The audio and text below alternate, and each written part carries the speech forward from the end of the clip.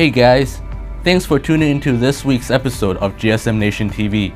We appreciate your responses to our Samsung Galaxy S video review, and we thought it would be best to answer a lot of questions posed by you folks by having a combined review of the Galaxy S and the iPhone 4. So here it is. Okay, let's start by talking about the overall design and the build quality of these phones. Over here we have the i9000. On the front screen here, we have the menu button, the home button, and the back button. And up here we have a front-facing camera and the front speaker. On the right side here, we have the volume rocker for turning up the volume or turning it down, a slot for your lanyards, and up top here we have a slot for your micro USB connection, and also a 3.5mm audio jack. On the right side of the phone we have the power button, and on the bottom we have the mic, and this is where you pry open the back panel to get to the battery. On the back here we have a 5-megapixel camera and also the loudspeaker. And for the iPhone 4, it's kind of like the same design as the other iPhones. You got your home button. One thing that's new here is the front-facing camera. That's new in the iPhone 4. And here you have the front speaker. On the right side here you have the volume rockers, and then the silent mode. On the top here you have the audio jack and the power button. On the right here we have the micro SIM slot. On the bottom we have the 2 speakers and also the Apple fast port. And on the back here you have the a 5-megapixel camera and LED flash. For the build quality, the Galaxy S feels very plasticky, but it certainly is comfortable to hold. The back cover is made with polycarbonate, so it's very light and durable. There's also one advantage of this is the ability to change the battery, which I'm sure many of you love this perk. For the iPhone 4, it certainly feels very solid, very weighted.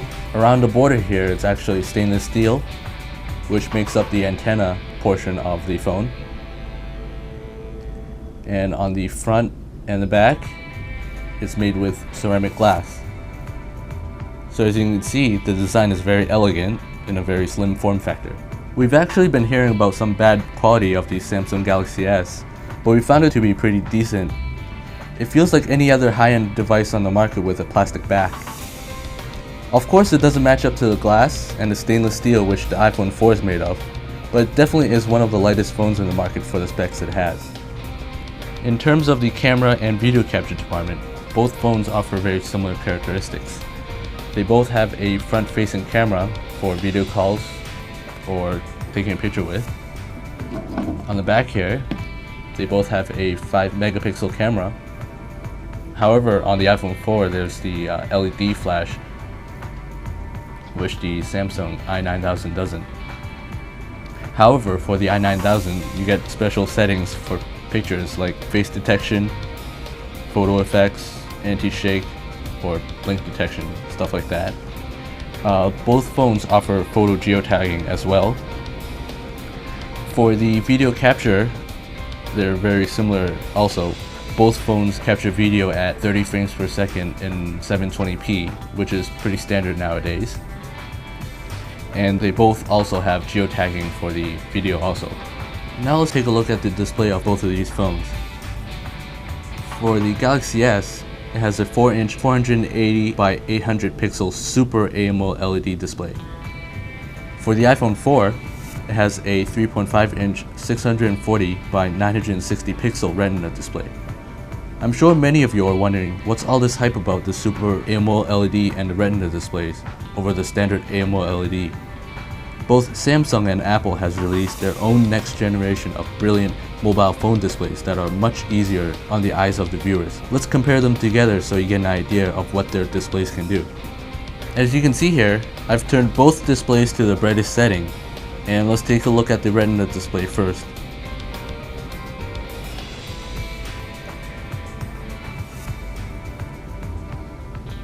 Apple's new display is definitely very vibrant and easy on the eyes. I can't even separate the little individual pixels from one another on this display. It's how good it is.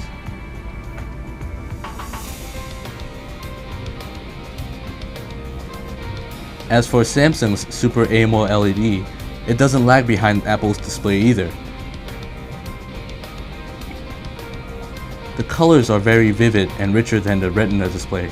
However, the pixel density isn't as packed as the Retina display either, and the gap between the pixels is noticeable if I look hard enough.